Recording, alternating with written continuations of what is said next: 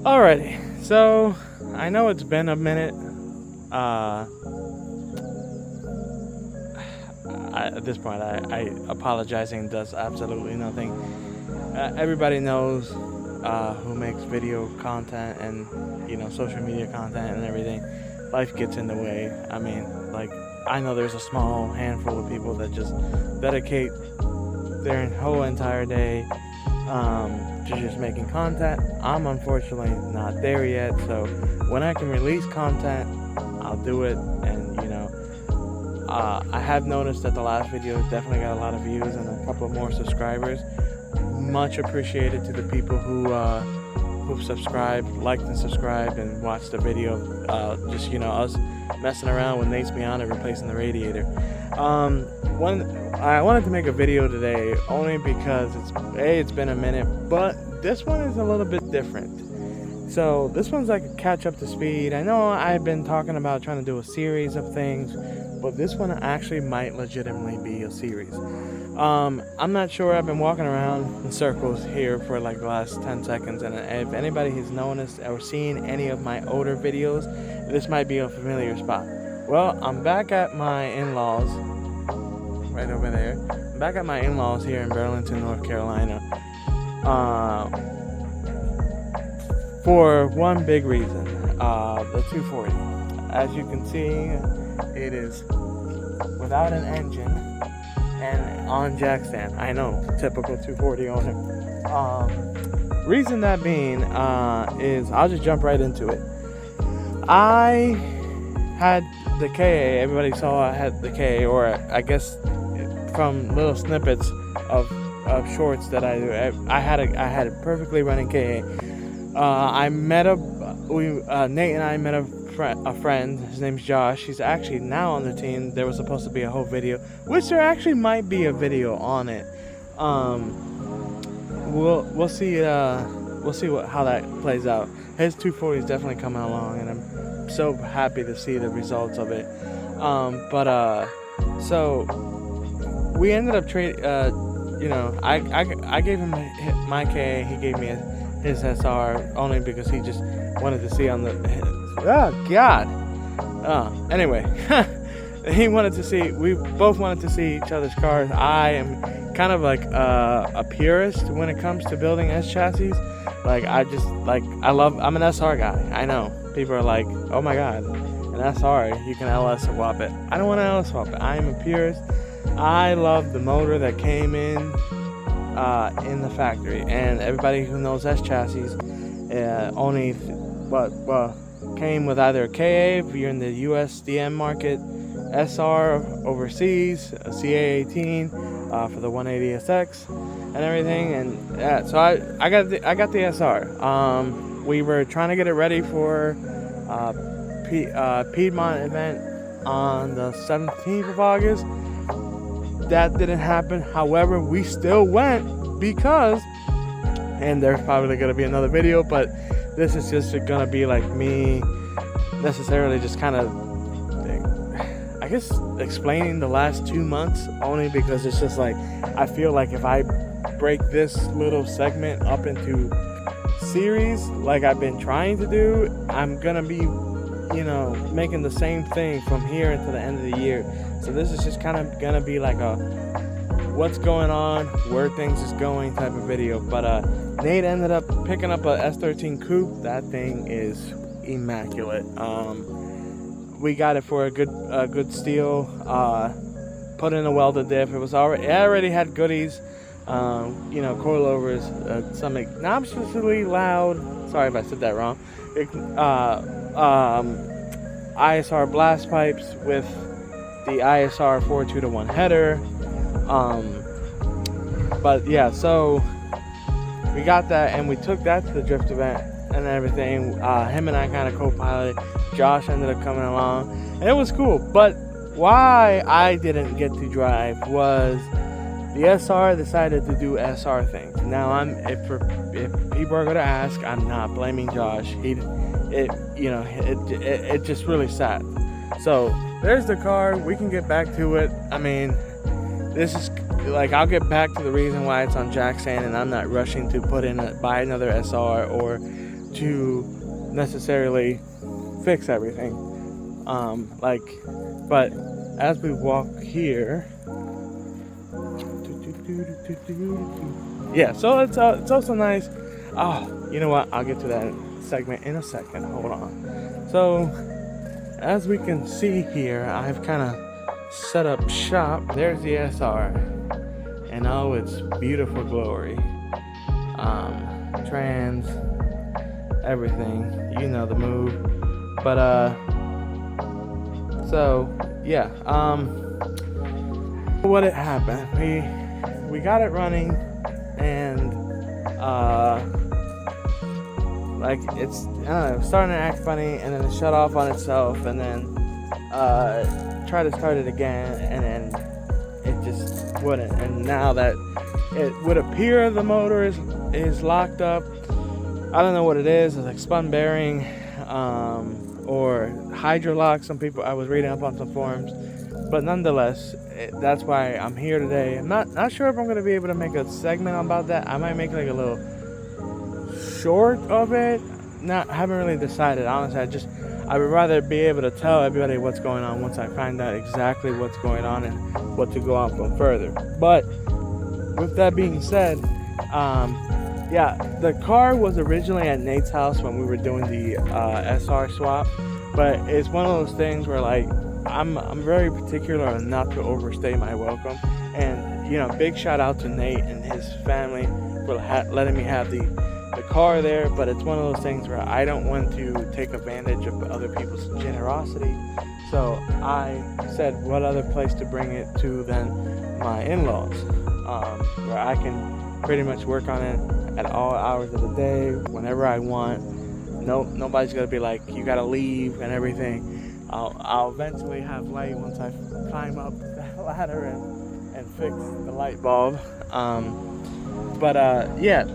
So back to what I was saying about like why it's on jack stands and why I'm not rushing it. I think it's a perfect opportunity to take to kind of like go through the car. I'm not talking about full restoration, but like I know I need some suspension components that need attended to. I'm not sure if I want to fix the rust spot, but I recently met up with a dude who does welding and is willing to sell me the actual rust area where the passenger seat is, and hopefully he could come out to me and just patch it up. That would be great, because then I would be able to put down the carpet and actually make it look like a car, because my buddy Josh also is going to give me some of the interior trim pieces that I would prefer to have. That way it's not looking like a whole ash shell, bare shell. But yeah, this is it.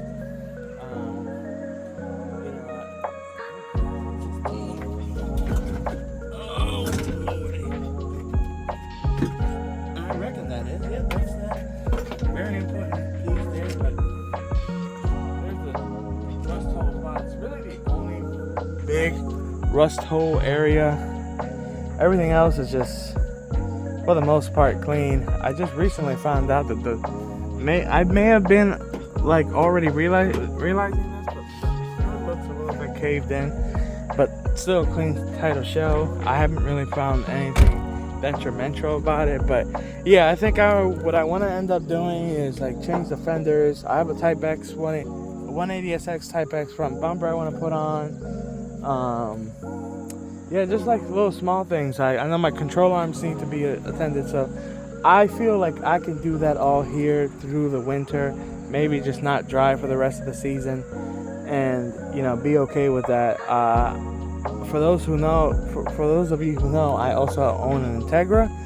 I'm thinking about taking it off the market and fixing that and having that as a daily, because right now I'm kind of in Nate's S13 coupe, and when my wife can give me rides to work. So that's it. But I mean, I don't know how much information I want to say and how much I want to hold off, but yeah, I guess we can really end it here. It's just So yeah, it's it. 240 is moved. The SR decided to do some SR things. If it ends up being a whole rebuild, I think I'm gonna actually go through with it and just be down for however much long. But yeah, I mean, I just want to thank everybody for all the support on the channel. I mean, trust me, a lot of people come up to me. It's like, you only have 15 subscribers. I'm like, dude, 15 subscribers is a lot. With being that I'm not like posting content every week, or very active on social media. So thank you to those 15 subscribers that have checked us out, liked our videos. Obviously, with this going on now in the background and everything, I most definitely plan on being more active with content. And my goal today would be to try to figure out, as I was saying, and then if it's something where I just have to essentially just do preventative maintenance, like an oil pump, injectors, because I was reading up on some forums that it could be potentially hydrolock and everything. But yeah, if it's just small things and I don't necessarily, like, the engine still stays with me, like I don't have to send it off to a machine shop, then I'll do a whole rebuild series and everything. But yeah, but that, hopefully by the springtime, that'll be looking like a whole different car, because I do plan on doing at least fenders, maybe Orange and Lab fenders. I'd love to get some B&N Sports, but that kit is very, very expensive and everything. So definitely going to, honestly, I'm actually just gonna tell you. So, but this car is once again on all fours. I plan on going 5 lug, new calipers and rotors. The engine bay is pretty good, so I don't need to necessarily go above and beyond. Obviously, fix the fenders. I have a Apexy exhaust, if you can see it over there. Address any of the suspension component. Potentially fix this. I'm not sure if this is like something that would pass tech or not at another like track that's not Piedmont. That might, oh goodness, look at that. That might be need to address. We'll see what happens. But yeah, fix the tail lights and everything. Either a Type X bumper or KDB, whatever. Side skirts. I guess maybe paint the car. We'll see what happens. Possibly new dash. Get my sunroof situated. The rust spot in there that you guys saw. Get a new seat, because I ended up giving my seat to Nate and his R-Steam Coupe. Plus I wanted one in black and not the rose pink that it was. Possibly new hinges, or just kind of clean these up, like paint them and everything. Maybe a new clutch master cylinder. Possibly a new clutch master cylinder. The suspension is still pretty good. I'm kind of happy with the suspension, so I'm probably not going to change that up. And like I said, lower control arms. Lights are pretty good. I would love to get a hood latch, but somebody cut it out, the old one, so probably not going to happen. So yeah, just those small things, which is, in these things, if you look at it, it's not a lot. It's just all about funds, and no one's made of money, so it's just going to be a little bit difficult, but I think it will prevail. But today, my goal is to find out what's going on with the SR and find out exactly how long I'm going to be down, because even if I don't drive, I really want to go to Final Bout next year. Final Bout just happened, and honestly, I wish I would have gone to this one, because like a lot of the people and that have been kind of inspiration lately were there, like Noe or however you spell his name. I'm sorry, I butchered it. Faction Motorsports, Front Street Drift Club. Who else? A couple other guys. Sorry, for those who watch my videos and my shorts, One thing that has motivates me, and honestly, I'm just gonna tag them and see if they acknowledge it, is Faction Motorsports. They have a podcast, and I honestly, since I started that podcast, I don't think I've listened to music once. Like, I think today, when I'm working on the cars, working on the engines, when I actually listen to some tunes. So definitely go check out their podcast. Go check out Faction Motorsports. They're out of Jersey. I feel like it's kind of like an right at home feeling. For those who don't know, I was actually born in Jersey City, and the fact that my hometown, like the influence of drifting with Faction and Front Street is there, has been very awesome, and I love to go to that shop Faction Motorsports one day. But